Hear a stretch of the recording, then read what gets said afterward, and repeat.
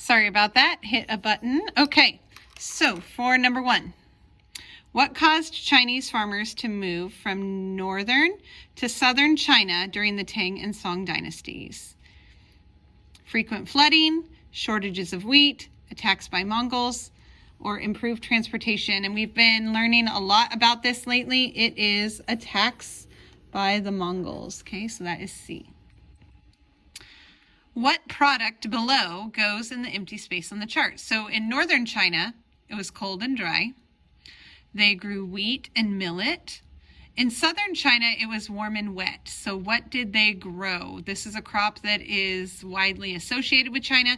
And we actually talked about how when you drive along the freeway in California on the way to Sacramento, you can see the fields for these. It is rice. Okay, B, rice. The rice paddies. Okay, number 3. How did Chinese farmers raise crops on the steep hillsides? So it was hard for them to farm because of the hillsides. So what do you think they did? We talked about this. They made flower beds called a terrace. So what they would do is that they would put the crops in this area and then they would be able to farm it. So the correct answer for that is A. They created flat areas called terraces. Okay, number 4. What change led farmers to grow more tea? Well, tea was used for medicine, but it was also becoming a very social drink.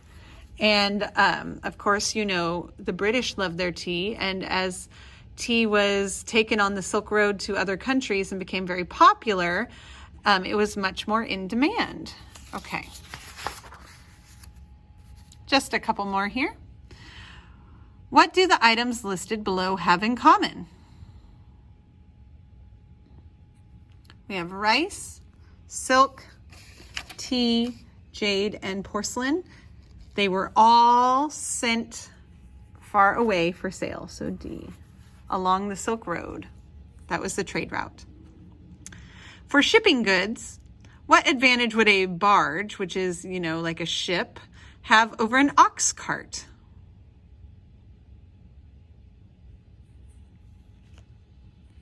A barge could travel much faster. And then finally, the Chinese were the first to develop an alphabet, paper money, cotton, or none of these. And the correct answer would be paper money. Okay?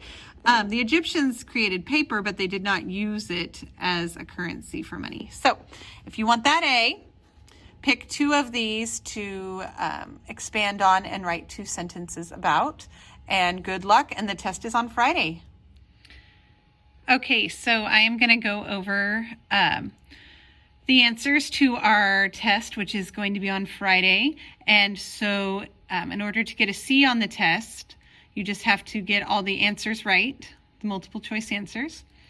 To get a B on the test, answer everything correctly, and then pick one of the questions and write 2 sentences explaining it, give a little bit more information.